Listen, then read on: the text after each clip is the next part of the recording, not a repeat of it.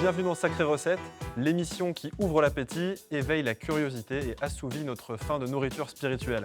Car derrière chaque ingrédient, il y a une histoire, un sens et parfois même une révélation. Et aujourd'hui, on va plonger dans la magie gourmande de Noël. Mais où, au cœur des traditions, se cache un message de simplicité, de lumière et d'espoir au cœur de l'hiver. Oui, car Noël, ce n'est pas seulement des cadeaux et des festins, c'est aussi une histoire d'attente, de naissance, d'espérance. Et du côté des traditions provençales de Noël, les fameux 13 desserts nous rappellent ce qui lie l'abondance et la spiritualité, la convivialité et la foi. Alors, pour mêler tradition et créativité, je vous propose aujourd'hui une bûche de Noël revisitée façon 13 desserts. Une bûche parfumée aux fruits secs, aux agrumes, avec une touche de nougat. Nous partagerons cette bûche avec Gilles Florini, prêtre niçois passionné de cuisine du Sud. Avec lui, on parlera de ce que cette fête nous dit, de l'humilité, de la paix et de la naissance de Dieu dans la simplicité et le silence. Allez, en cuisine pour une sacrée recette à partager.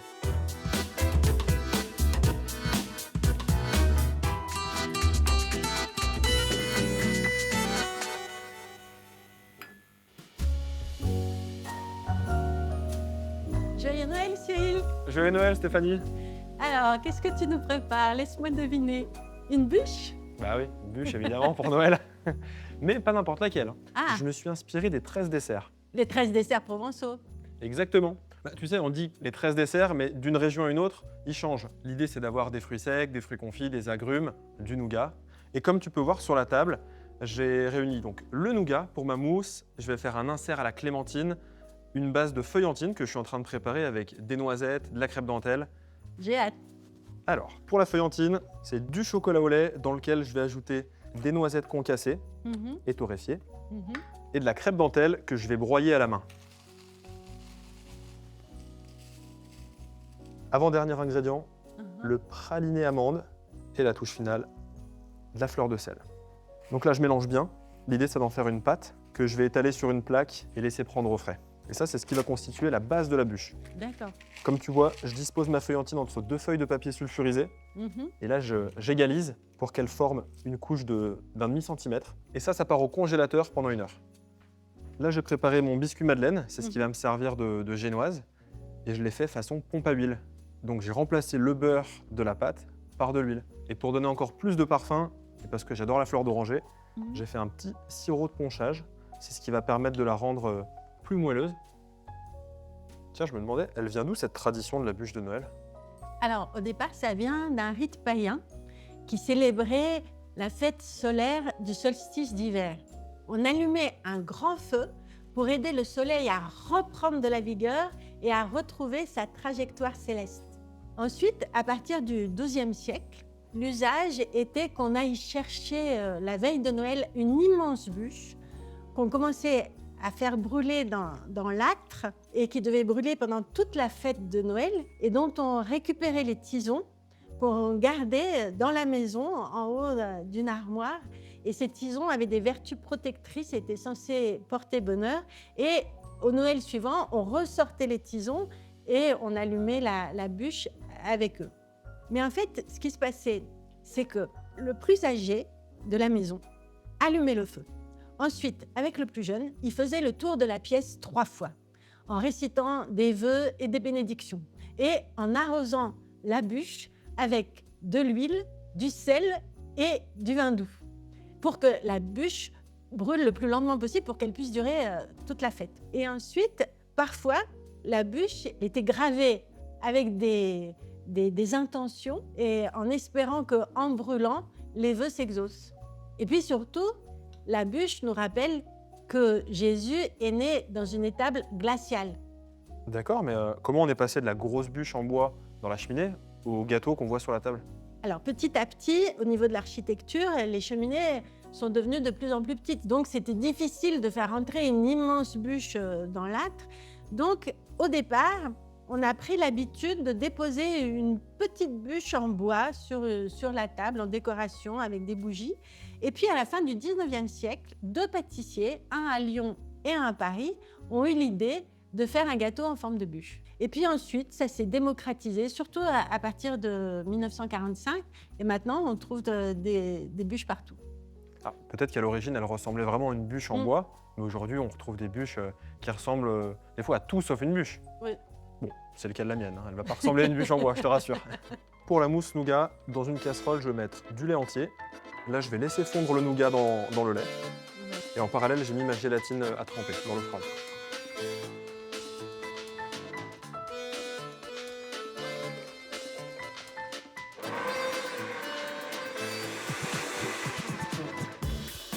Maintenant que c'est bien mixé, j'ajoute la gélatine, bien essorée, ça c'est important.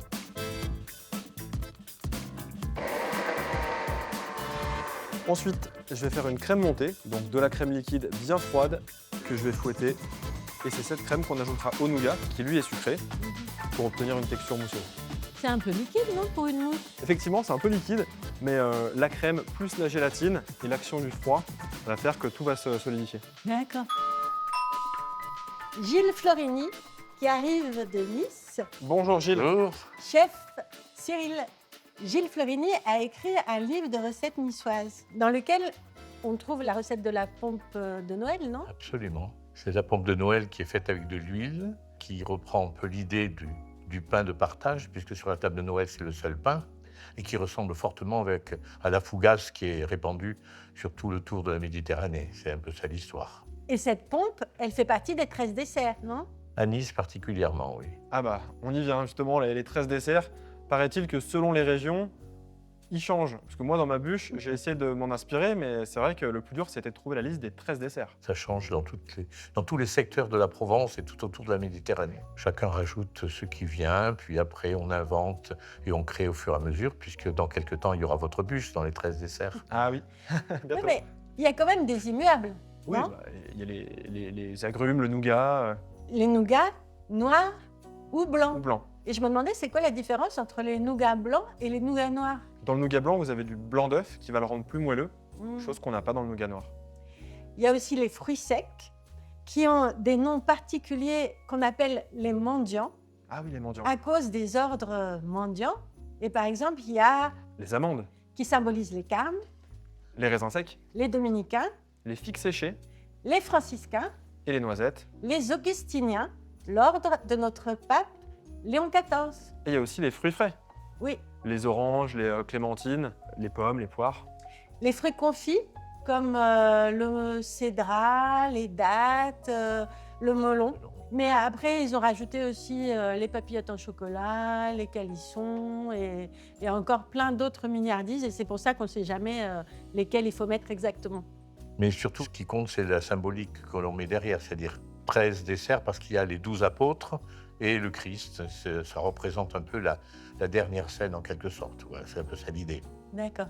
Pour le glaçage, dans une casserole, je vais mettre du jus de mandarine Mhm.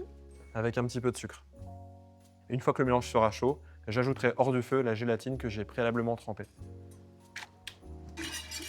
Mais Jésus, il est vraiment né le 25 décembre? Alors Jésus est sûrement né, puisque c'est un personnage historique. On en a des preuves, mais on n'a pas du tout d'état civil, et donc on ne sait pas quand il est né. Si on le fête le 25 décembre, c'est parce que c'était dans l'Empire romain la fête du soleil invaincu, c'était la fête de l'empereur.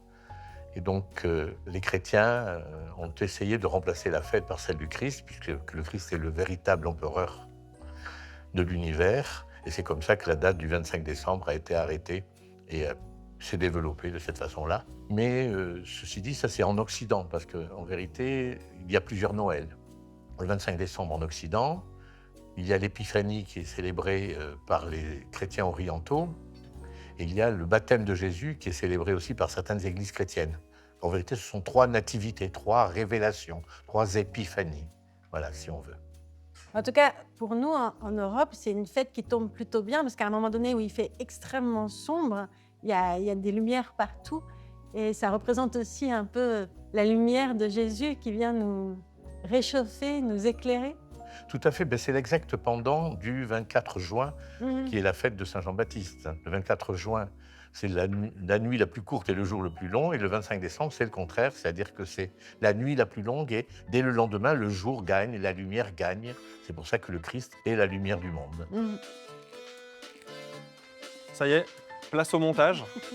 Tous les éléments sont bien frais. Donc là, j'applique une couche de mousse de nougat dans le fond de la bûche. Et là, je rapplique sur les côtés. À l'intérieur, je vais disposer mon crémeux à la mandarine. On a le jus, les zestes. C'est vraiment l'élément qui va nous apporter de la fraîcheur dans ce dessert. Je recouvre avec la mousse de nougat. Impressionnant, hein? C'est beau à voir. Ouais. Dernière étape, la feuillantine qui est bien figée, que je vais venir découper au diamètre de mon moule. Ça part une nuit au congélateur. Ah mince, il faut revenir demain. Faut revenir demain. À demain. Demain. Mais j'allais pas vous laisser attendre. Je l'ai anticipé. J'ai plus qu'à verser mon glaçage et on va pouvoir la déguster. Je vous prépare les assiettes, vous m'attendez à table? Avec plaisir.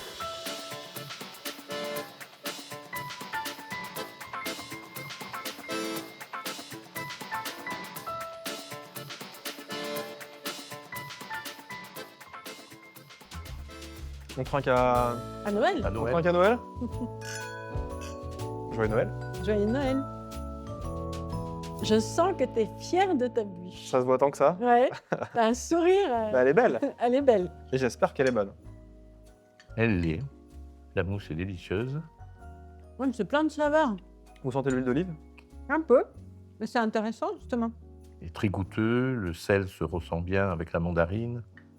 J'aime beaucoup cette parole de Maître Eckhart, qui était théologien, et qui disait « C'est au plus profond, au plus essentiel de l'âme, dans la petite étincelle de la raison, que se fait la naissance de Dieu. Dans ce que l'âme a de plus pur, de plus noble et de plus délicat, c'est là seulement qu'elle peut se produire. Dans ce profond silence où jamais ne pénétrera une créature ni une quelconque image. » Ça me paraît très juste.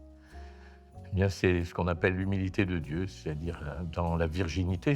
La virginité, c'est pas nécessairement physique, c'est la virginité complète de l'être humain qui se donne, peut naître effectivement Dieu, parce que c'est l'endroit où il a une place, puisque nous, on se vide complètement pour accueillir Dieu. Et c'est ça l'humilité, et c'est ça la virginité de Marie et de nous-mêmes, si on veut accueillir Dieu. Noël, c'est la fête du partage, mais c'est aussi la fête de la paix, de la lumière. Alors Noël, oui, c'est une grande fête, qui est la fête de la paix et de la lumière, mais il faut aussi penser que c'est développé un peu, j'allais dire un peu malheureusement, l'idée que c'est la fête de la famille et la fête des enfants, vous savez.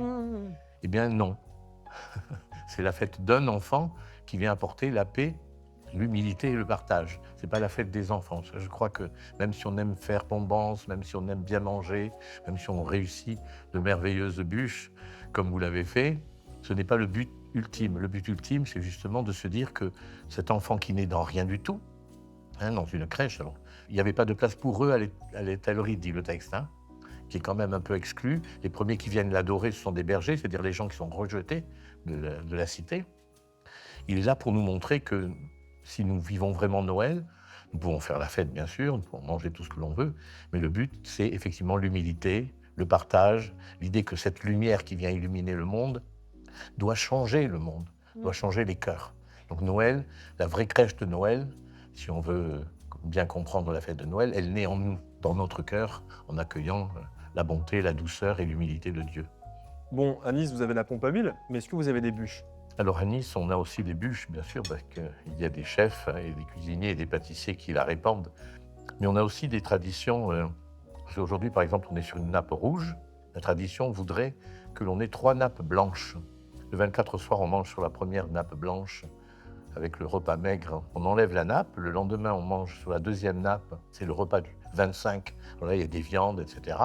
Et toutes les bûches, y compris la vôtre, puisqu'elle va descendre jusqu'à Nice sans aucun doute. Et en signe d'humilité et de modestie, on enlève la deuxième nappe le soir et on mange que les restes de midi et de la veille, le 25 au soir. Voilà, c'est une façon de fêter Noël en lien avec la Sainte Trinité, en quelque sorte. Avec un repas maigre, un repas gras et un repas de reste, parce que c'est important aussi de penser qu'on ne jette rien, puisqu'on est là pour accueillir celui qui est né pauvre parmi les pauvres et qui voudrait que l'on vive dans le partage réel avec les autres. Bon, au moins, on aura des restes pour le repas de ce soir. Avec moi, pas sûr qu'il m'en reste.